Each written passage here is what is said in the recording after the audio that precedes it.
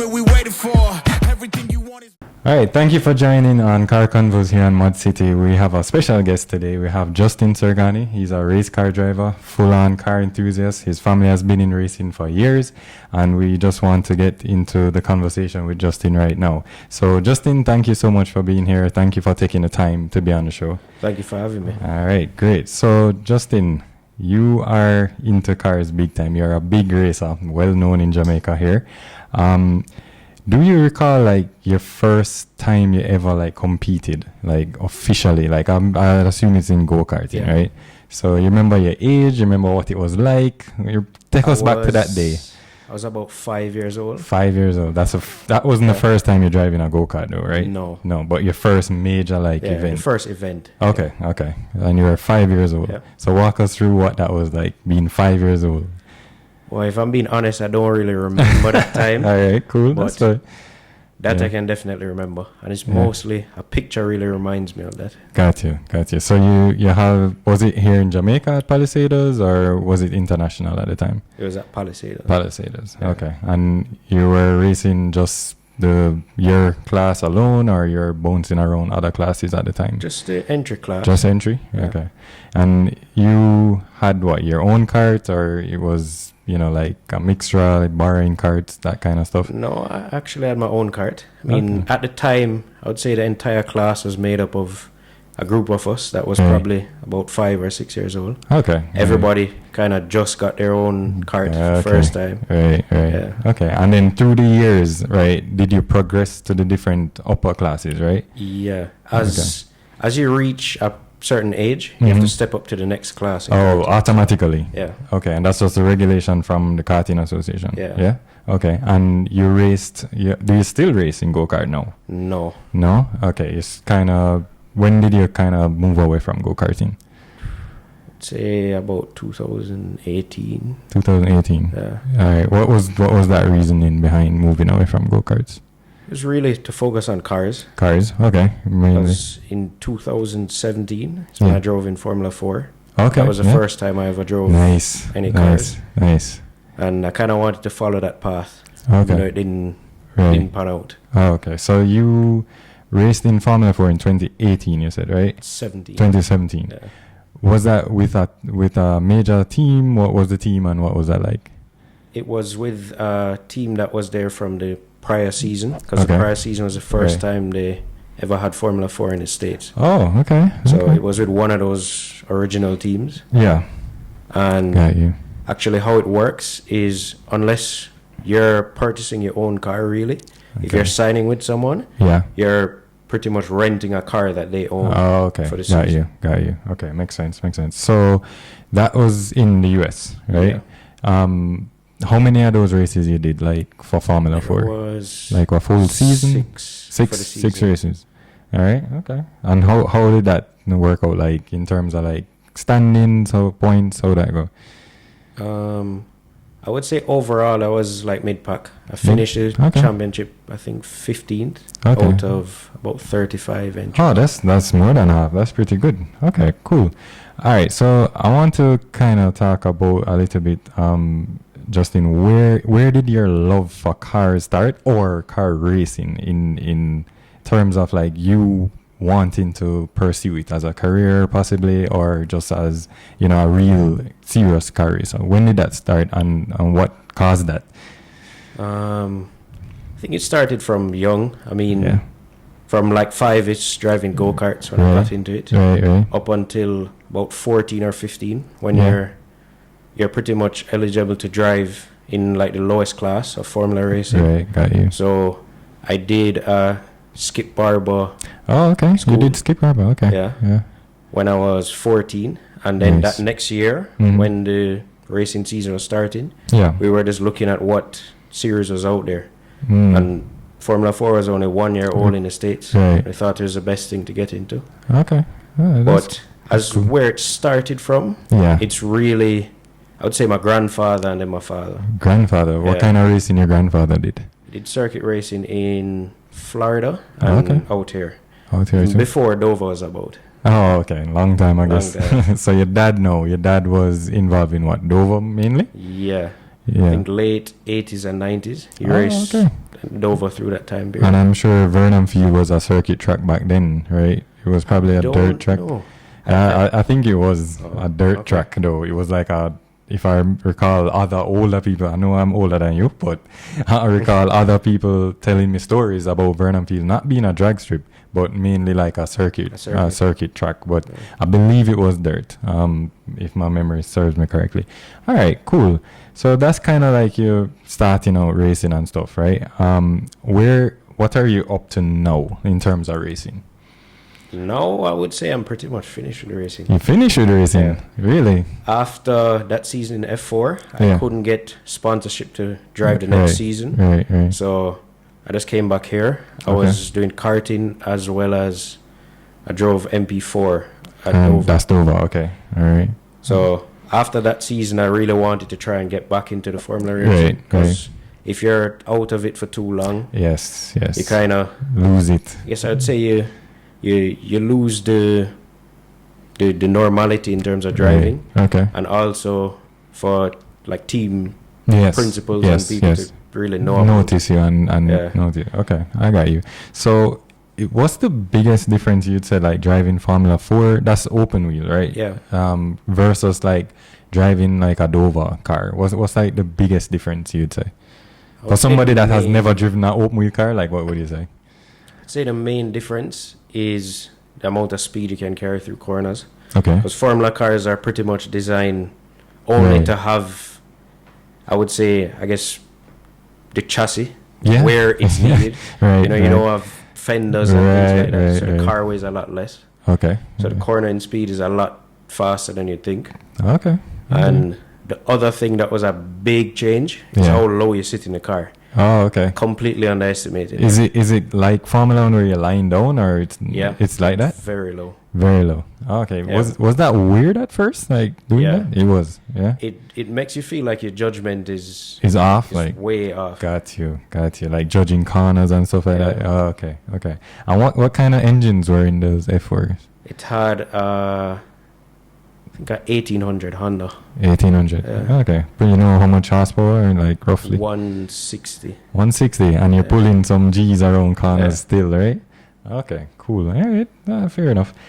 All right, so we talked about your racing a little bit. Let's switch it a little bit here, Justin. What was the first car you ever owned? I was very lucky. The first car I ever had was an STI. STI, all right, very first car out the box, right? All right, cool. What modifications you did to it, if you did any? It had a stock engine, but I had an aftermarket turbo. Aftermarket, and it's tuned. Okay. And nothing, no exhaust, wheels changed, nothing. No. Still have the car or no? No, I don't. No? Sold it. Okay. All right, cool. All right. When you came here to the studio, you drove up in a Honda S2000. Very nice. We'll, post some pics probably of it. So you got that car. Any other cars within your collection right now? No. Just that. At least for me. Okay. Actually, recently my dad bought. It's at 1967. Okay. GT Sprint Julia. Okay. Nice. Nice. It's a real project for him. Oh, okay. That was one of the first cars he actually ever had. So he got it back. Yeah. Similarly, it's funny you mentioned that because my dad, when he was growing up, he had a Lotus Cortina. I'm not sure if you know what that is, but that was like the Evo of the, back in the 60s, right? So he had that car and he sold it to buy some other cars and the family stuff. He had a family now and stuff like that. But you have to do it, right? But we acquired one recently, like 2 years ago, and he's like building up. It's done bodywork now, so it's like engine time. So he's building that back. So hopefully he'll get to drive it for some time. Hopefully, because my dad is much older, obviously. But he did that same thing. So when you said that your dad got the car that he had in his youth basically and growing up, that's exactly what my dad is doing now. So I'm actually helping him to rebuild that. White with the green stripe, and it has Lotus badges and stuff like that. Yeah. So, and our uncle Neville Marsh, he has actually a Lotus as well, and he finished his. So he's like almost like gloating now that where's yours? Let's see what you could bring to the table, kind of thing. So he's that good car rivalry kind of thing, right? All right. So Any cars that you see in the future that you'd be thinking to add to your collection, or broaden it? I would say out of cars in that era, the only other JDM car I really, really have a love for is a R34. R34. Yeah. Boy, those prices really now, boy. Those prices are ridiculous right now. Yeah. I agree. I'd love to get one as well, but right now that's just kind of too far. But maybe one day. So, would you say the Skyline is your favorite, like top? That's your top pick JDM car. Yeah. Top? Yeah. Any particular spec? V spec, M spec? No, just R34, right? Just as long as it's a R34. Any particular color? The midnight purple. Midnight purple. Yeah. That's everybody's favorite, but the rarest one, so it's the most expensive. So maybe buy the car in a different color and paint it midnight purple. Maybe that will save you some money there. All right, cool. So you have the S2000 now, Justin. So do you do any work on it yourself, or you do straight? You're a garage man, send it to the garage, or you do it yourself? I've done things I can manage to do. Okay, like walk us through what's that? I've done a lot of interior upgrades with it. Okay, you do that yourself, like install and stuff like that. Okay, good. Well, anything mechanical, I just go to somebody that I can trust. Got you. Anybody you can mention that you trust in terms of like trusting the car too? I've been taking the car to Victor Brown mostly. Okay, cool. All right, what's that experience been like? It's been pretty good. Good so far? He seems like somebody who's really dedicated and in terms of the cars he's working on. Got you. Okay, cool. So you're not doing like your own oil change, you're not changing spark plugs or... Well, I haven't had to do it yet. You hadn't had to do it yet. Okay, so more than likely you'd send it to Victor, right? Yeah. Okay, all right, makes sense. So when you're looking at the S2000, Justin, what made you like decide to get that? I mean, was it like a bucket list car, or was it? Walk me through your process. Like, do you talk to your car friends and say, what do you think about this, or you talk to the girlfriend or the wife and see if it's in the budget? What's that kind of like? I mean, it's a car I've always wanted, and I think it's in the right price range. Okay. So at the time, when I had the opportunity, I just made sure I got that. Okay, all right. And no talking to anybody, or you just do your own research, like know what you want. Like you say, it's mostly just research based on what I have interest in. Got you. Okay. Yeah, so unlike you, you're not married. No. So I'm married, right? So, my situation is more like, all right, I'm doing this, I have the money. Yeah. Just back off kind of thing. And then I go, because throughout my car career so far, about 4 Evos in there, Supra, RX-7, all that stuff, right? So, all right. So you don't really do your own maintenance kind of thing. You see a car, you just kind of go after it, right? Why cars though, Justin? Why not bikes? Why not boats? What is it about cars that makes you a car guy? I think it has something to do that I've come up with the racing from I'm small. Right, okay. And even with other things I've experienced, I just don't get the same thrill. I've never felt that from riding a bike. Right, okay. Not the same, right? No other kind of sport. Yeah, okay. And you have tried like, probably jet skiing and boats and nothing compares to like a car, right? Being on track and you on the car, right? I can agree with that because it's similar for me. Like I don't get any adrenaline as much as when I'm like driving. I mean, especially like racetrack thing, or you're doing a drive out with your friends and stuff. Yeah. And I don't think I'm a pilot as well, but I don't think I didn't fly any fast planes, so I don't know. But I don't think it would be the same level of thrill for me. All right, cool.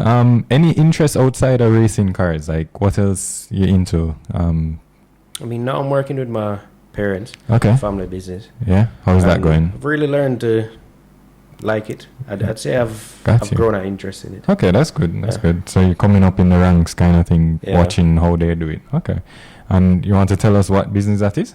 It's JFP. We make commercial furniture. Commercial furniture, mainly like hotels, stuff like that. Yeah, hotels, restaurants, bars. Got you. Okay. All right, cool.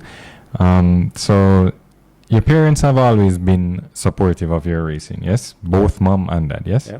Okay, because they kind of understand where you're coming from. Yeah. So there was never like any, obstacle in that arena, like your parents blocking. Okay. Because that's kind of like when I ask other youngsters, they want to be racers, but, the parents say no.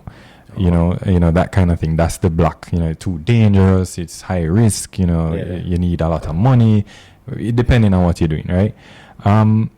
So to that extent, though, Justin, if you were to say to a youngster or look back at your, how old are you? 21. All right, so I was about to say, all right, when you were 18. So if you were looking back at like your 16, 17-year-old self or a youngster now that is looking up to you as like a racer and stuff like that, what would you say to them in terms of like to get them into racing? What would you, maybe some advice that you'd give them?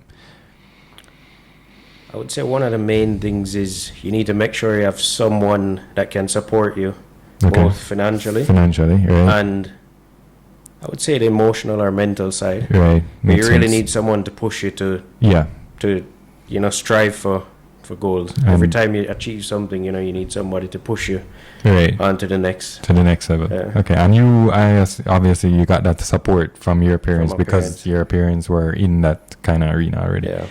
All right. That's fair. I think, it is definitely a support network kind of sport. Yeah.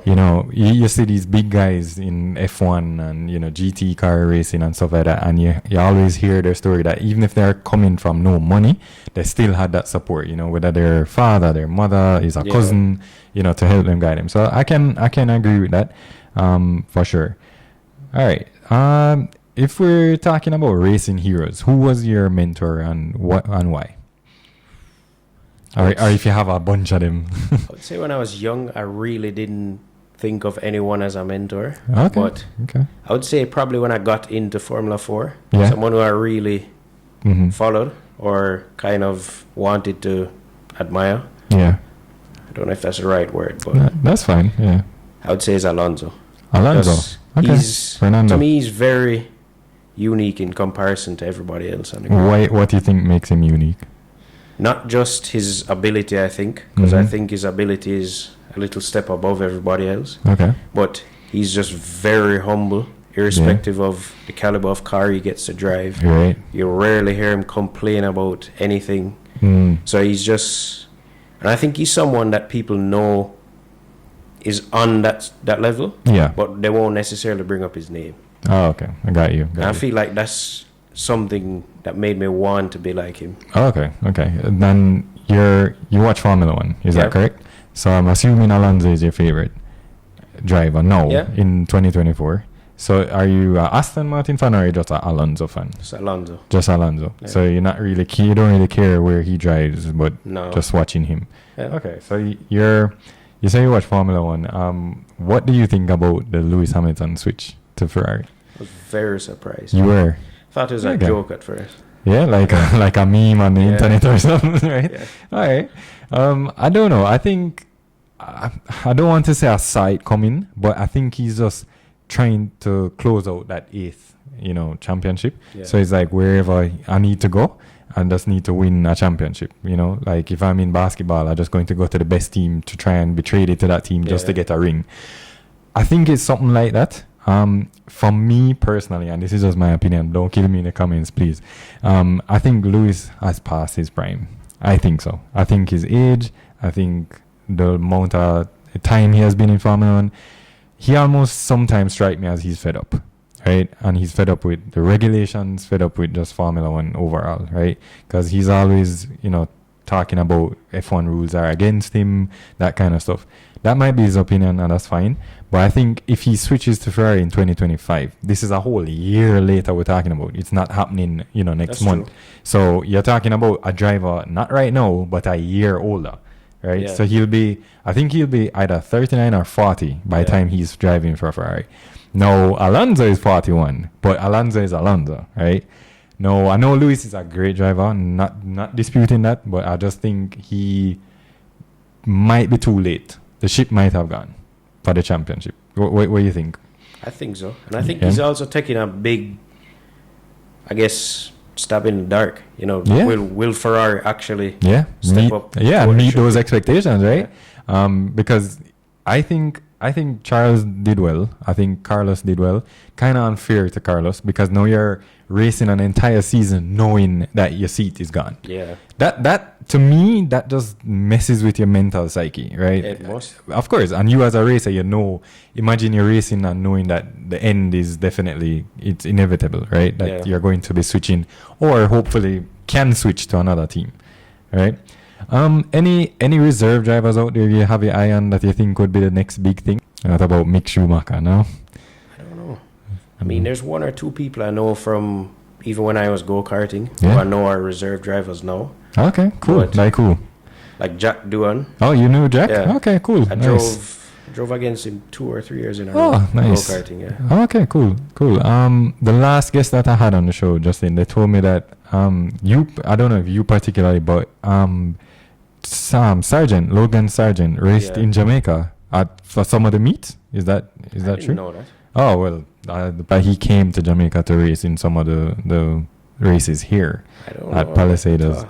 Yeah. Have you never raced against Logan or I did, just? But he was always. He's about 2 or 3 years older than me. Oh, okay. So every time I'd just move up to a class, he was on. Just moving out. Oh, okay, got you. But you had like 1 or 2 races with him. Yeah.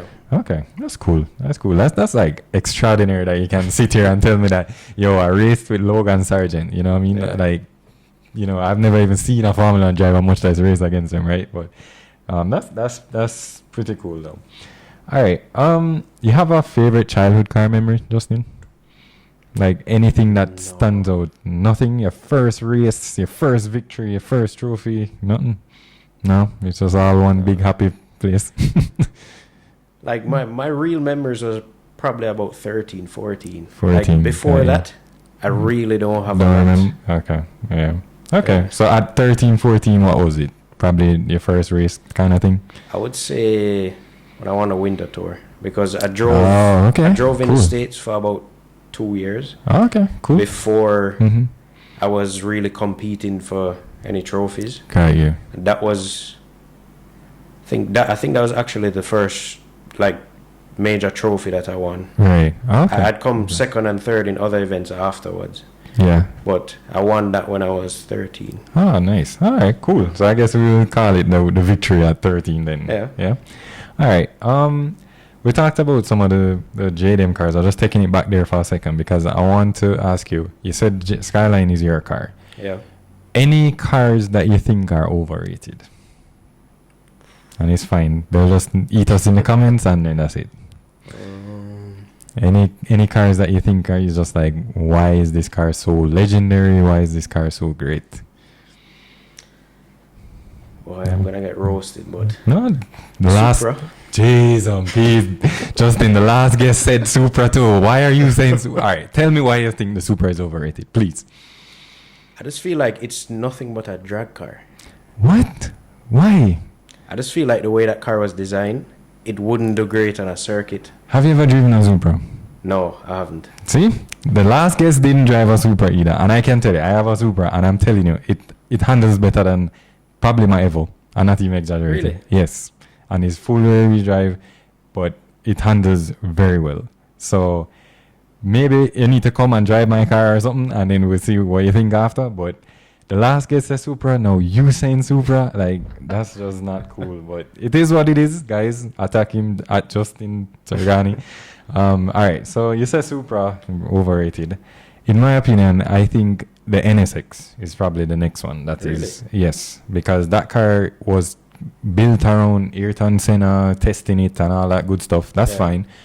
But you have a car that's naturally aspirated trying to compete against like Porsches and, big Mercedes and stuff like that. So that to me, I can't see the hype. It's not a good looking car to me, sorry.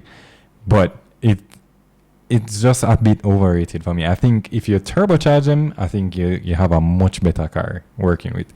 And that's just me. NSX would be the overrated one for me. I mean, you have a bunch of smaller cars like MR2. I think that's a waste of Toyota time. But that's just me. So, the world is going to electric cars, Justin. Are you a fan? No. Not even close. Don't think the Tesla, nothing. No. Not even those hyper electric supercars. Nope. No. So want to hear your engine. You want to have to. Why is that? Why you think you wouldn't like an electric car? Like that's one of the biggest experience with driving any sports car. Yeah. Hearing the engine. Hearing the engine. Can agree with that for sure. I mean, you put on your turbocharger and the first thing you want to hear is your blow off going and those things. Wastegate ball, Yeah, I agree. So they seem to be the future, but I don't know if they will totally wipe out gasoline engines. You think they would? What's your view on that? I don't think so. No? Okay. I mean, I've been seeing things with different manufacturers. Okay.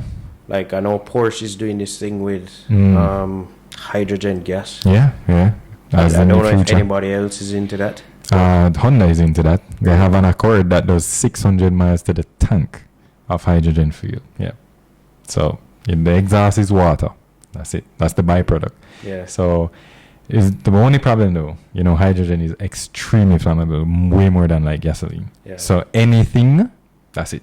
So I don't know how I'd feel with that driving and that in the back seat, that might be a bit of an issue for me. So so all right, cool. Not a fan of electric cars. I am not so much. I did have the experience to drive an electric car, a Cupra Born. It's like a kind of the GTI of the electric car world. Yeah. It was an experience. It was good, but too quiet. Like as you said, you need to hear that engine rumble and stuff like that. All right, favorite supercar. Yeah, money's no option. Supercar. Let's put the Skyline to the side just for a second. Supercars now. Talk to me. Which one you think would be your pick? Probably a Koenigsegg. Koenigsegg. Oh, okay. Just go. Nice car. I love how that look. Love how it handle and everything that they have on it. Not a Ferrari fan. Like the older Ferraris, F40, F50s. I mean, I love them, but to me, like the category of car that Koenigsegg are in and the people they're competing with, it's just like a step above everybody else. Okay. All right, cool. What's the fastest car you ever driven before? Like not the fastest you have been, but in terms of like horsepower, that kind of stuff. M4. M4? Yeah. Okay. And that was here in Jamaica? Or? Yeah. Okay. All right, that's cool. Still waiting to drive one of the faster cars. The fastest car I probably ever driven was probably one of my friends ever back in the day. That was some crazy car, but we're working on a Supra to come up and see how that goes. All right. So Justin, in terms of like YouTube, right? You watch other car channel? I mean, of course you watch ModzCity, but you subscribe to anybody else like TJ Hunt, those kind of guys, or from time to time? Yeah. You're an avid watcher of YouTube or not so much? Not really. Okay, so I'd say what I come across the most is probably Matt Armstrong. That's my boy. That's my dog right there. Like what he has done, and in the time that he has done it, like building those. Do you believe in like rebuilding crash cars? Or you're not so much a fan of that? I don't know if I'd be that dedicated. Okay. So when a car looks so far gone. Yeah, you're just like, this done and finished. Yeah, but it's amazing what he has accomplished, and shout out to him. Moving from doing cars in his driveway to having multiple locations throughout the UK, coming to Florida. I don't know if you saw that he built a GT3 from Adam LZ that had his accident, unfortunately, but he just rebuilt it in like 2 months and then back at it. So he has a GT3 now as well. So I don't know if you can tell, but throughout the studio, you see Porsches all over. So I'm obviously a Porsche GT3 fan. I love the GT3 RS. If I could pick a supercar, I know it's probably not supercar territory like Koenigsegg, but I'd pick probably the GT3 RS, which is like one of the best cars I've seen in like 10 years. So we have, let's talk about our local market here, Justin, because it has exploded, literally. We have an SF90 Ferrari here. Yeah. We have a McLaren 720. We have two Lambos. What are your thoughts on that? Like, you see that continuing, or you think that bubble will burst eventually? What do you think? I feel like with this duty thing, with, cars from the UK, I think that's gonna start happening more now. I feel like people who have the money to buy it, but just thought it wasn't worth it before. Right. You think that they would be doing it now? Bringing in cars now. Got you. Yeah, I think it will continue. I mean, it's amazing to see the type of cars that are here. Just one big question though. There's no Lambo dealer.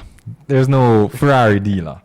So who works on these cars? I have to wonder, because like when the time comes, you know, they do their 5,000 mile check or 10,000 mile check. You know, it's dealer type software that dealer alone can read the engine and read the ECU, and I just don't know how that side will work, but we'll see. But glad to see that. I see it as if they can bring down the cars. Yeah, they can. They'll just bring down someone to bring down somebody. Well, that's the thing. I don't know. It's kind of up in their ear, because like, I mean, the resources that the dealer has, you can bring somebody, yes, because I know a few car people that do that for their older classic cars, so like the older Jags, you know, the older Porsches and stuff. They fly in somebody, but they just give them all the tools that they need. Now, if you need something from the dealer specifically, you know, you fly the car back up, and I don't know. So I don't know, but we'll see how that goes in the future, though. So there are some local car trends here, Justin. Like car wrapping is big right now. Are you a fan of car wrapping, or have you ever done it to your cars? I've never done it. Yeah. I mean, I've seen some wrap cars. I don't love it. I just feel it can't emulate a great like a good spray job, right? Yeah. I'm right there with you, Justin. Like, I don't think it will ever be to the point where it will be matching like a paint job, because I actually reached out to some people to ask, you know, what kind of costing the people paying to wrap a full car. Yeah. It's the price of spraying the car. So, I mean, if I choose a new color and spray it, it's the same price as picking the wrap. Yes, people say you can tear off the wrap if you're bored of that color and then just slap on a new color, but I don't think it's the same, and they're getting kind of wild with these colors. You know, I saw one the other day that changed color based on the angle of the sun. Yeah. So I don't remember what they call it, but I was just like, no, this is crazy. All right, Justin, let me ask you this, and you can tell me if you can tell us or not. Any trouble with the law in terms of car stuff? You know, big trouble that you can share, or it's top secret? No, I haven't. No, haven't been in trouble. No. Nothing. Never been like, you know, most them going just take away the highway. All right, so nothing like them going take away a car kind of thing. No. Have to go court and no, because I had a guest on, big up to Jonathan, who I had to go to court, and the judge was saying, "Oh, you drive one of those ground planes kind of thing," and then slap him with some community service. I didn't even know we did that in Jamaica. But yeah, all right. So no traffic violations. That's good. Be safe. Be a good driver. All right. I just have one more question for you, Justin, before we wrap up here. If you could have one job for the rest of your life, like money is no factor, location is no factor, like what would it be and why? I feel like the basic answer would be a Formula 1 driver, based on where my passion was before. But I've always thought about it. I feel like the next best thing would be like a Top Gear presenter, what it was at that time. Bro, you're in my head, Justin, because one of my dream jobs, even to this day, was to be like Jeremy Clarkson. Yeah. Just go and test cars, give my honest opinion, go from location to location. Don't have to worry about, you know, the car insured, you know, so they don't really care. But that, bro, to me, that was like my dream. Like being, not even so much being on TV, but just what they were able to do. Now, if you ask me personally, my biggest, like, I think biggest form of automotive journalism was Top Gear's fastest lap with the celebrities. That whoever came up with that idea was like, that's just genius, because it's entertaining, it's competitive. You really want to know what their time is. The celebrities want to be on the show. Is a way to draw them in easily. Not that they needed it, but it was I think the best part of the show for me. So that would have been my kind of dream job. All right, so kind of reaching the last part here, Justin. We just want to know any shout outs that you want to give us, any family to big up, garages, you know. You mentioned Victor Brown, so anybody that you want to shout out, we can put in the description. Yeah, I'd say my father, my grandfather, and really just my closest group of friends. You know, they've all influenced me to have the interest that I have now in the car culture. Okay, great. So we'll link those descriptions in the comment section there. All right, Justin, I appreciate your time. Thank you for coming out. Thanks for bringing the S2000 for us to see. Thanks for having me. Yeah, so no problem. Go and check out Justin on his socials. We'll put a link to his socials as well. Go follow him and watch. Are you racing Dover this year? Not racing Dover. All right, so maybe in the future? Maybe. Maybe. All right. So look out for Justin back on the track, on Dover track. So thank you for tuning in. And if this is kind of the content that you like to see, just hit that subscribe button, hit that notification bell so you don't miss any videos. And be sure to keep safe. Until next time, drive safe.